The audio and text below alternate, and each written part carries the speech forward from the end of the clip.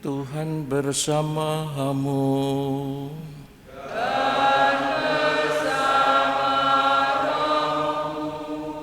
Inilah Injil Yesus Kristus menurut Matius.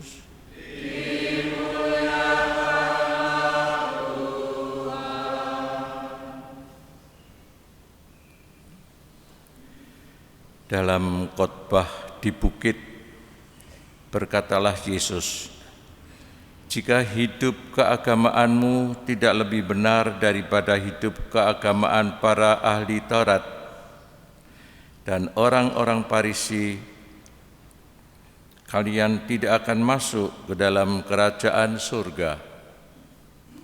Kalian telah mendengar apa yang disabdakan kepada nenek moyang kita, jangan membunuh.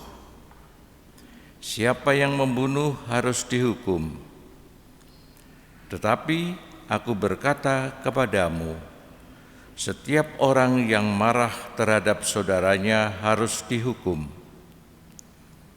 Barang siapa berkata kepada saudaranya kafir harus dihadapkan ke mahkamah agama, dan siapa yang berkata jahil harus diserahkan ke dalam neraka yang menyala-nyala. Sebab itu jika engkau mempersembahkan persembahanmu di atas mezbah, dan engkau teringat akan sesuatu yang ada di dalam hati saudaramu terhadap engkau, tinggalkanlah persembahanmu di depan mezbah itu dan pergilah berdamai dahulu dengan saudaramu, lalu kembali untuk mempersembahkan persembahanmu itu. Segeralah berdamai dengan lawanmu selama engkau bersama-sama dia di tengah jalan, supaya lawanmu jangan menyerahkan engkau kepada hakim dan hakim itu menyerahkan engkau kepada pembantunya dan engkau dilemparkan ke dalam penjara. Aku berkata kepadamu, sesungguhnya engkau tidak akan keluar dari sana sebelum engkau membayar utangmu sampai lunas." Demikianlah sabda Tuhan.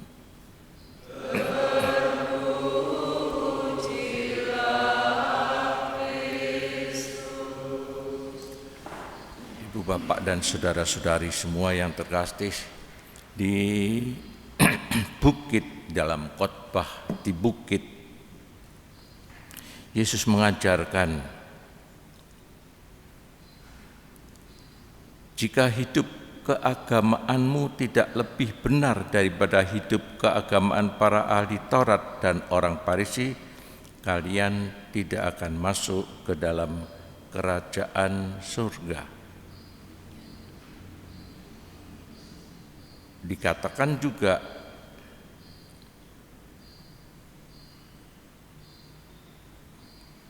jangan membunuh. Siapa yang membunuh harus dihukum. Memang ada aturan ataupun juga perintah aturan. Tetapi Yesus juga melanjutkan lagi, karena membunuh itu akarnya dari kebencian, kemarahan, sumbernya dari sana. Karena itu dikatakan oleh Yesus, tetapi aku berkata kepadamu, setiap orang yang marah terhadap saudaranya harus dihukum.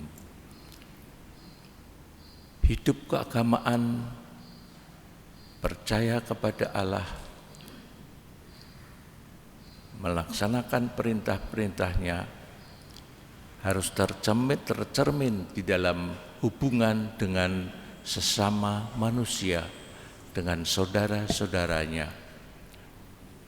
Betapa banyak kejadian-kejadian bahkan di lingkungan yang dekat sekali di dalam keluarga, orang dapat saling membenci dan bahkan menghilangkan hidup salah satu anggota keluarga itu karena dikecewakan, karena kemarahan yang besar, karena kebencian yang besar.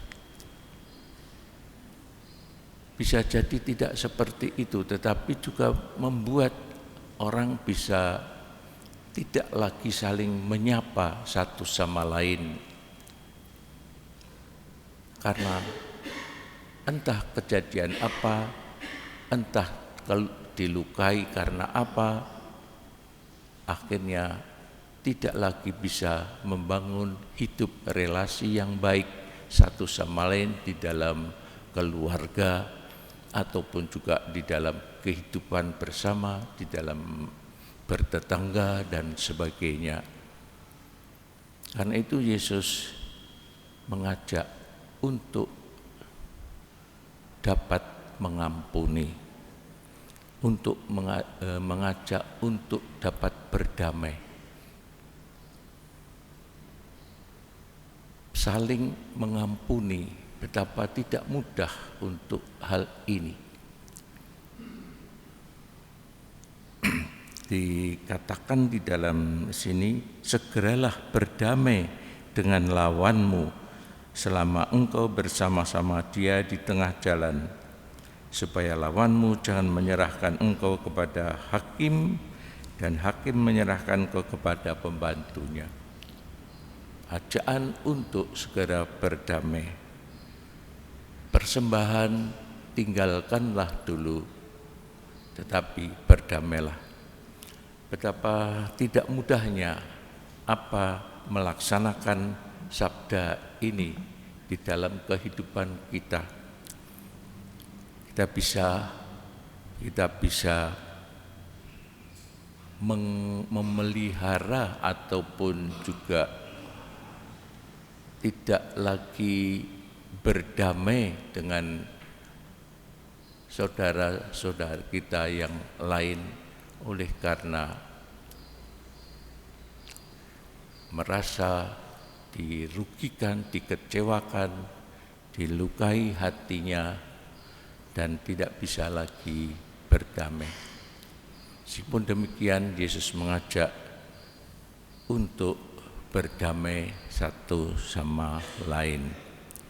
Inilah juga wujud dari kehidupan agama yang baik, kehidupan relasi dengan Allah yang baik, terwujud dan tercermin di dalam kehidupan dan relasi satu sama lain sebagai saudara satu sama lain.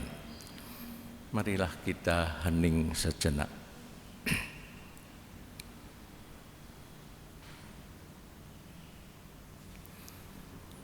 Kemuliaan kepada Bapa dan Putra dan Roh Kudus.